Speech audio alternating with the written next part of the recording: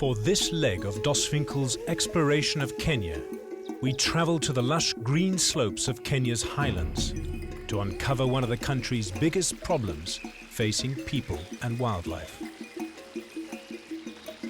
We're in an exceptionally beautiful bamboo forest at the foot of Mount Kenya, and along the river here there are very old trees completely covered with lichens and mosses and other epiphytes like orchids.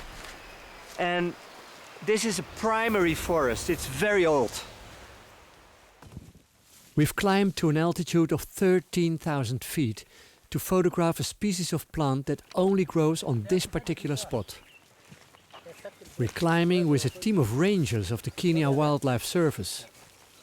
It's their job to protect us from the big five that roam freely in the park. Lion, leopard, rhino, but especially buffalo and elephant.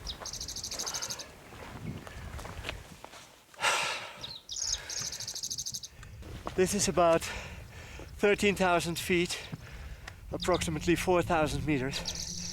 This is the most wonderful landscape you can imagine. And it changes the higher we get. It starts with the bamboo forest and then very old trees. And then we had the moorland. And then like here with the grassland. It's getting colder also and getting heavier and heavier to climb because of the lack of oxygen. But it's incredibly beautiful. At just over 17,000 feet, this is Africa's second highest peak.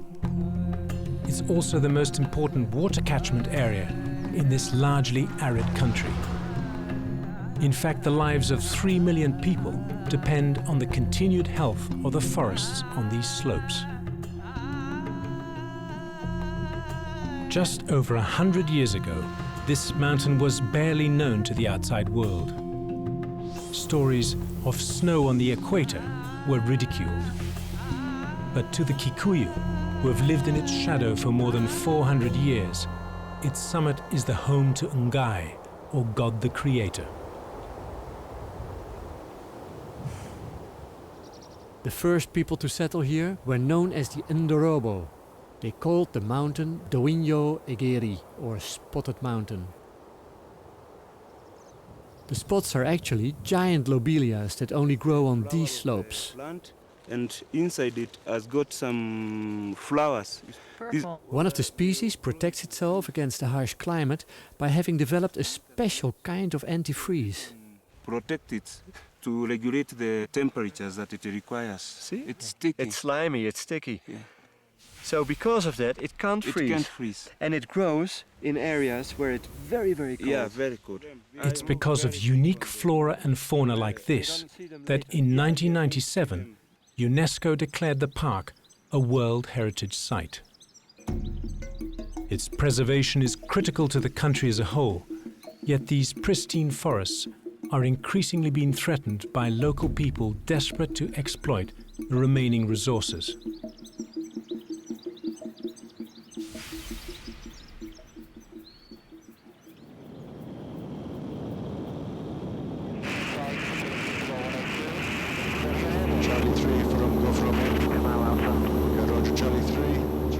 Bongo Woodley is at the center of this battle. As chief warden of Mount Kenya National Park, he's witnessed a decade of massive loss of forest through logging and charcoal burning. In the year 2000, the government gave him full responsibility for its protection. On his daily aerial patrols, he looks for signs of illegal logging, charcoal burning, and marijuana cultivation. All problems that are worsening as more people come to live on these slopes.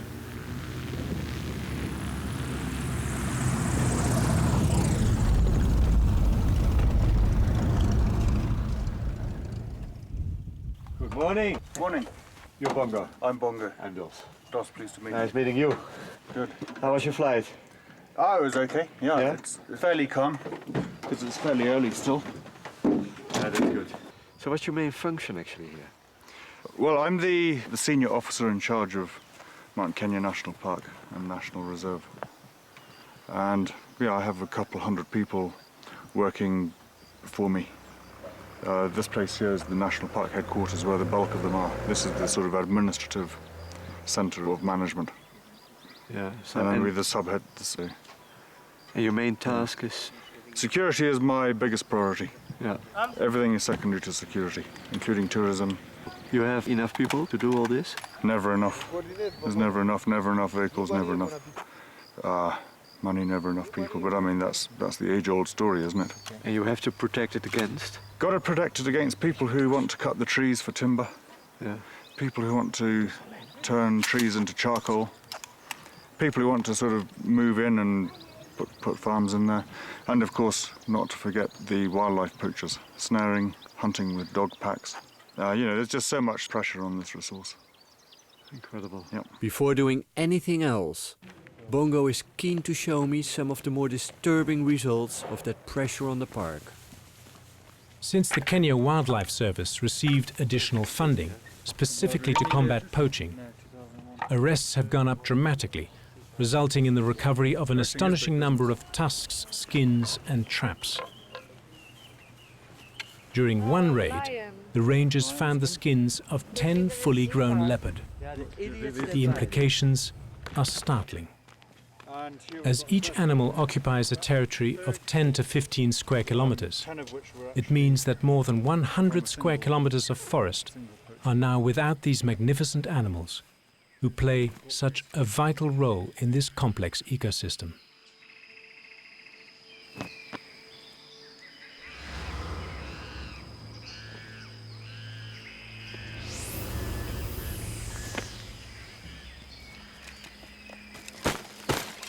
Poisoned arrows. Poisoned, yeah. Probably melted down batteries. Nasty poison, which will definitely give an infection. Snares made of steel cable. Again, these are capable of even snaring an elephant. Basically nails in the hopes that an elephant will tread on it. And then not come back again. You know, the most serious aspect of poaching is the bushmeat trade. Scale snaring, but it's taking out every little species in the forest, stuff you don't notice until it's suddenly absent. Elephant poaching, rhino poaching, that's high profile. KWS jumps on that in a big way. But your small stuff, the stuff you're not going to really notice, is just being slowly removed out of the forest, slowly, slowly, slowly. Yeah, before you know it, suddenly you've got Extinct animals. pretty much. Literally, the bushmeat trade is going to see the end of wildlife in Africa.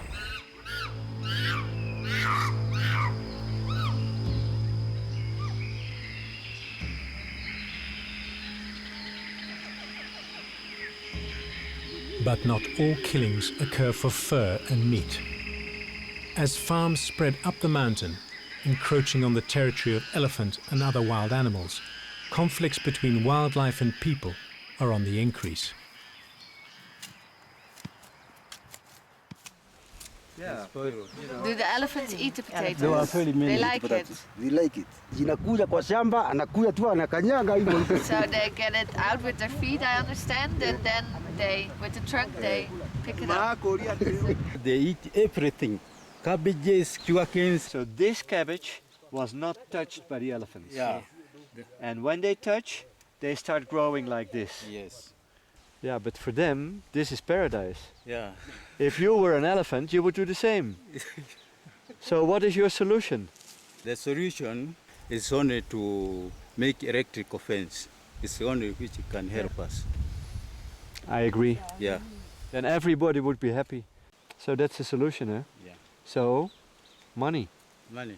And you see their footprints here, and here, and there. Yeah. Bongo is guiding us through this dense bamboo forest to show us the main reason for protecting this mountain: water. This river is one of the many rivers flowing from Mount Kenya, originating in the glaciers and wetlands up the mountain. As far as Kenyan people are concerned, the rivers that flow from this mountain and the other 4 mountains of Kenya are literally essential for their survival. If they cut the forest down, fine, the rivers will flow, but only when it rains. And then you're going to have rivers flowing in spate or not at all, because there's nothing to hold the water back. This forest it acts as a sponge. This captures moisture, this captures rainfall. It makes the rivers flow. Walking through this jungle is not without danger, as it is home to buffalo and elephant. Suddenly we hear the sound of trumpeting. We hardly dare breathe.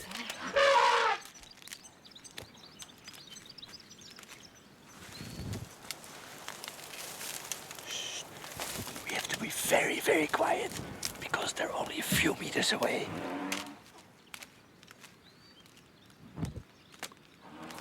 The wind, thank God, is away from us, so they can't smell us. Among the group are 2 baby elephants, which makes the situation even more dangerous. And just 10 seconds later, they've melted back into the forest. Hilde van Leeuwen has spent the past 5 years walking every inch of the mountain, producing the first detailed scientific study of elephants on Mount Kenya. I'm sort of more of an ecologist. I study elephants in forests, which means that I don't see them very often. I have to sort of study indirect signs of behavior, and I look at their movements and their habitat use and what influences it. Elephants' distribution is very much determined both by geographical features and by people. One speaks of a resident population of around 2,000 elephants. The mountain would be sustainable for elephants if they had the entire habitat, because we're speaking of like 1.2 per square kilometer, which is sustainable. But of course, if you reduce the habitat by 50%, it's not so sustainable.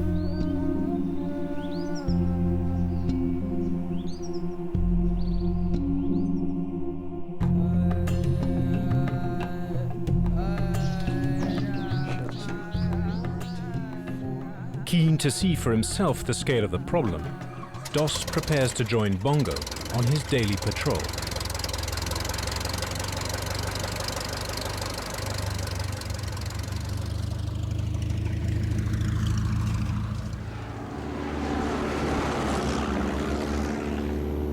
Coming into view, you've got areas of land within the forest reserve where farmers are allowed to plant crops in amongst tree seedlings. As they tend for their crops, they're looking after the tree seedlings, and that keeps everybody happy. The farmer gets free potatoes from the land. The forest department get free labour from the farmer. After about 3 years, the people move along to the next plot. Beneath us, just gone underneath our wing now, was a pine plantation. A lot of charcoal kilns there, and you can possibly see, yeah, there's some smoke. There's a charcoal kiln being set up there. The whole place is just being turned into charcoal, and it's not charcoal for their own use.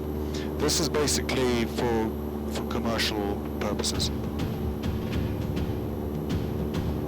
Yeah, what we're hoping to do now is send in some rangers and arrest some of these people. Charlie 3 from Gofromeo. Chini ndege sasa iko na makaa inatengenezwa na watu. To tackle the poaching and charcoal burning, Bongo's rangers have a shoot-to-kill policy when confronted with aggression. 4 teams of rangers are on constant standby, patrolling the area, always ready for action. I know from personal experience from walking in the forest, when we came across loggers can be very hostile. And even when they know they're doing something illegal, and they're poor also, so they don't have a lot of money and they don't want to get caught. You get loggers who will actually go as far as attack you with a chainsaw, despite the fact you have a gun in your hand. So it was an obvious thing to actually hand it over to the KWS. Actually, since KWS took over, I say there's a lot of improvement, but the logging hasn't completely finished, but it has reduced a lot.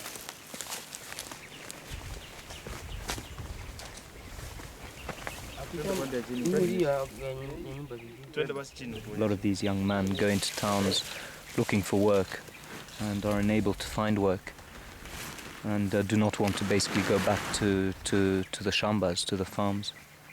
And this is an alternative for them to try and make a bit of quick money and possibly start their own business later on.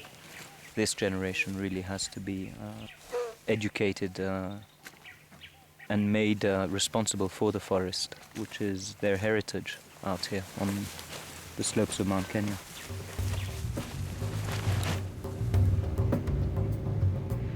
In the meantime, Femke visits Edward Mutitu.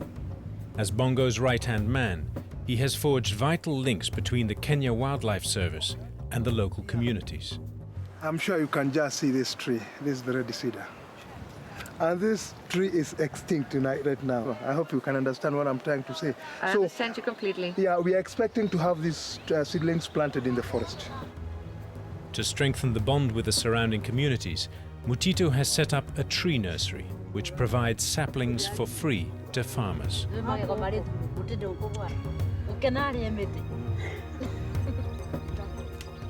But the carefully laid out reforestation plans don't always work out as hoped. What an enormous destruction. This is mass destruction done by elephants that come from the forest. What they do... Elephants apparently love the sound of breaking trees. Here they've destroyed 10 years of nurture and care. And now you can see, this is just about 40 to 50 elephants that did this work within a week time. If this goes on, we shall lose this forest. Is there a solution? Of course, there are solutions. We have two solutions. We have rangers. We can deploy rangers here and have a fence that runs from Ombe to Ragati. Those two solutions can help us curb this issue we are seeing here. Before leaving Mount Kenya, Bongo takes Dos up for a rare view of the summits.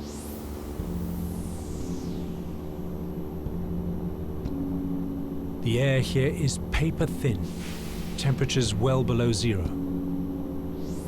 And for a moment, they come face to face with the full raw grandeur of what the Kikuyu call the Mountain of Brightness.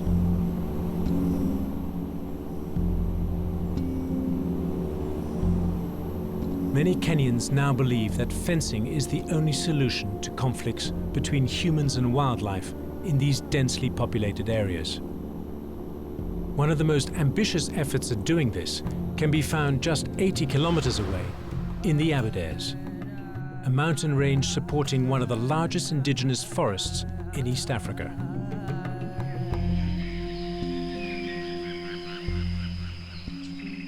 Like Mount Kenya, the slopes carry a profusion of wildlife and over 1 million farmers who depend on its rich soils and rainfall.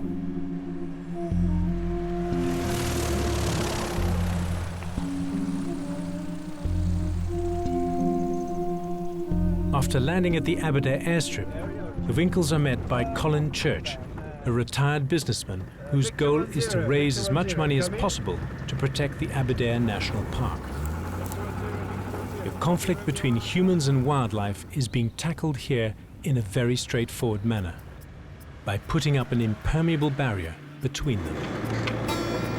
I have the feeling that you have a very specific love for the Aberdares. I was born in Nairobi, but grew up on the slopes of Mount Kenya. So I'm a mountain man by birth. Morning, Dan. Morning, how are you doing? Good to see you. Good. Hey, you've really come on. In fact, we have come very fast this time.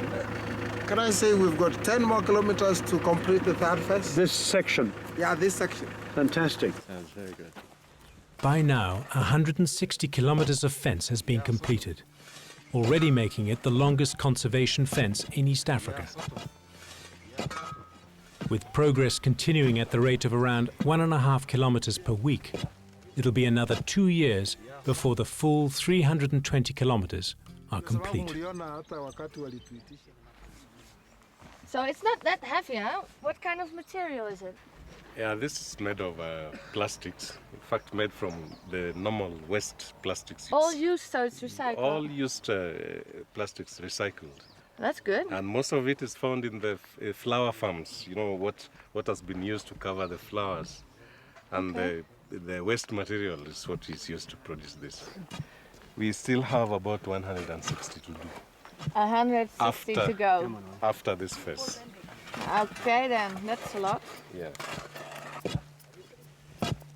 Yeah, sort of. Press that red button. Since construction began, conflicts have reduced dramatically, and the rangers are now shooting animals instead of poachers. each sighting of rhino or elephant is faithfully recorded. The sightings of the rhinos have actually improved a lot, you know, from 60, now we are up to 81. 81 in a month? Yes, in a month. So that's 2.25 rhino per day that the teams are seeing. With the teams, yeah. That's very good. Okay. Much effort is put into building a close relationship with the local farmers and getting their feedback on problems.